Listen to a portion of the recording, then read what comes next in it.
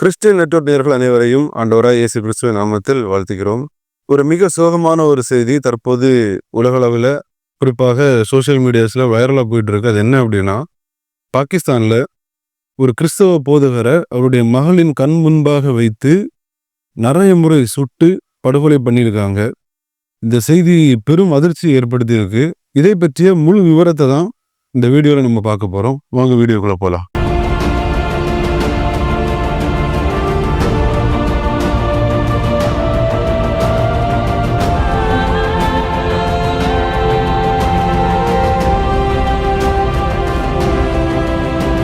பாகிஸ்தான், நான் ஏற்கனவே முன்னாடி நிறைய வீடியோஸ்ல சொல்லியிருக்கிறேன், பாகிஸ்தான் எப்பேற்பட்ட ஒரு தீவிரவாத நாடு அப்படின்னு. அதெல்லாம் அந்த மக்கள் முன்னேறணும், அந்த மக்கள் நல்ல வழியில வரணும், அந்த எண்ணம் எல்லாம் அங்குள்ள ஆட்சியாளர்களுக்கோ அங்குள்ள தலைவர்களுக்கோ கிடையாது. பாகிஸ்தான்ல மட்டுமல்ல, நைஜீரியா, சூடான் இப்படிப்பட்ட தேசங்களையும் அந்த மக்கள் வளரணும். காசால கூட நீங்க பார்த்தா தெரியும், இங்கேருந்து நிறைய பேர் காசாவுக்கு சப்போர்ட் பண்ணுவாங்க. நீங்க உன்னிப்பா பார்த்தீங்கன்னா, சின்ன குழந்தைகள் தொடங்கி பெரிய ஆட்கள் வரையிலுமே அவங்க தீவிரவாதத்தை தான் வளர்க்குறாங்க.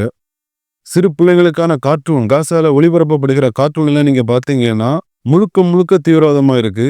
சின்ன வயசுலேயே தங்கள் மதத்தை சாராதவர்களை சுட்டு கொல்லணும் அப்படின்ட்டு இந்த துப்பாக்கிகளை கையில கொடுத்து அவங்கள சின்ன வயசுலேயே ஒரு கொடூர மனநிலையில வளர்க்குறாங்க.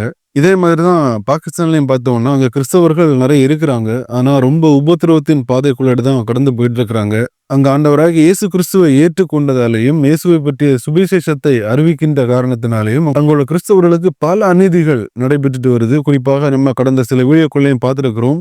ஒரு கண் தெரியாத மாற்றுத்திறனாளி ஒரு கிறிஸ்தவரை ரொம்ப கொடுமைப்படுத்தி இருக்கிறாங்க.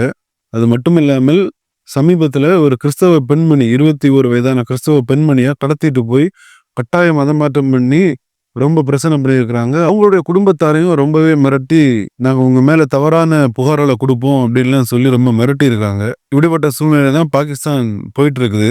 இப்படிப்பட்ட பாகிஸ்தான் தேசத்துல தான் தேவனுடைய ஊழியத்தை, சுவிசேஷ ஊழியத்தை மிக வைராக்கியமாக செய்துட்டு வர ஒரு போதகர் தான் பாஸ்டர் கம்ரான் மைக்கேல்.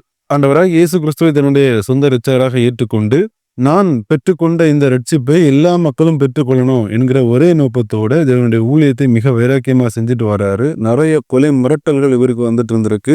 காரணம் என்னன்னா, இவர் இயேசு கிறிஸ்துவை பற்றி அறிவிக்கிற ஒரே காரணத்தினால். நம்முடைய இந்தியா போன்ற நாட்டுல எல்லா மக்களும், கிறிஸ்தவமா இருக்கட்டும், பிற மத மக்களா இருக்கட்டும், நாஸ்திகர்களா இருக்கட்டும், எல்லாருமே ஒரு சகோதர பாசத்தோட வாழ்ந்துட்டு வராங்க. எல்லாருக்குமே நண்பர்கள் இருக்காங்க. ஆனா பாகிஸ்தான் போன்ற இந்த தீவிரவாத நாடுகள்ல அப்படி இல்லை. பாகிஸ்தான், நைஜீரியா, சூடான், நீங்க எங்கெல்லாம் பாத்தீங்கன்னா அவங்க மதத்தை ஒரு ஆள் ஏற்றுக்கொள்ளலைன்னா அவங்கள உடனடியாக கொலை செய்யணும், இந்த ஒரு எண்ணத்திலே தான் அவங்க இருக்கிறாங்க. இதனாலதான் நைஜீரியால கூட நம்ம பாக்குறோம், நைஜீரியால கிறிஸ்தவர்களை கொலை பண்றதுக்கு ஒரே ரீசன் தான், அவங்க ஆண்டவராக இயேசு கிறிஸ்துவை தங்களுடைய சொந்த இரட்சகராக ஏற்றுக்கொண்டிருக்காங்க. இந்த காரணத்தினாலதான் கொடூரமா கொள்றாங்க. பாகிஸ்தான்ல நிறைய இடங்கள் இது நடக்கு. தவறான சட்டங்கள், அவங்க செய்யாத தப்பையெல்லாம் அவங்க மேல சுமத்தி அவங்களுக்கு கொடுமையான தண்டனைகள் எல்லாம் கொடுக்குறாங்க. இந்த வகையில தான் இந்த போதகரும் ஆண்டவராக இயேசு கிறிஸ்துவை குறித்து அறிவிக்கிற அந்த ஒரே காரணத்தினால இவங்களால அதை பொறுத்து கொள்ள முடியல.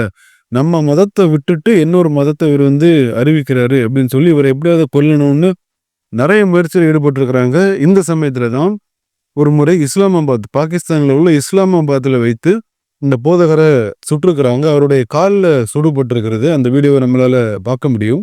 அந்த கொலை சம்பவத்திலிருந்து அவர் தப்பிக்கிறாரு. அதுவுமே அவரை கொல்ல பார்த்தது. ஆனா அவருடைய காலில் துப்பாக்கி குண்டுகள் பாய்ந்து அவர் அதிலிருந்து தப்பிக்கப்படுறாரு.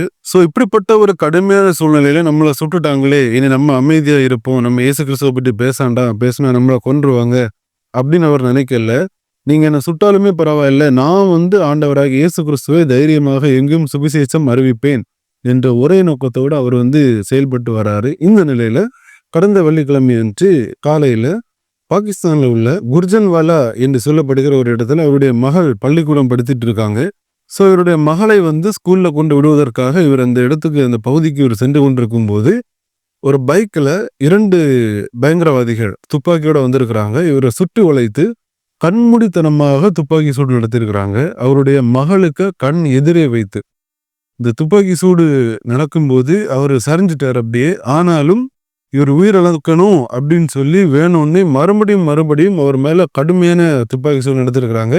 இந்த போதகர் பரிதாபமாக அந்த இடத்திலேயே உயிரிழந்திருக்கிறாரு.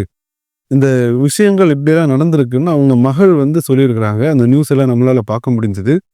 கொஞ்சம் யோசிச்சு பாருங்க. தன்னுடைய தகப்பனாரை தன்னுடைய கண் முன்பாகவே படுகொலை பண்றத, அதாவது மிக கொடூரமான முறையில சுட்டுக் கொல்றத அந்த மகள் பார்க்கும்போது, அந்த மகளுடைய மனநிலை எப்படி இருக்கும்? இன்னும் கொஞ்சம் நம்ம யோசிச்சு பார்க்கணும். கேட்பதற்கே நம்மளால ஜீரணிக்க முடியல இந்த சம்பவங்களை எல்லாம். இந்த போதகரை கொன்னுட்டாங்க.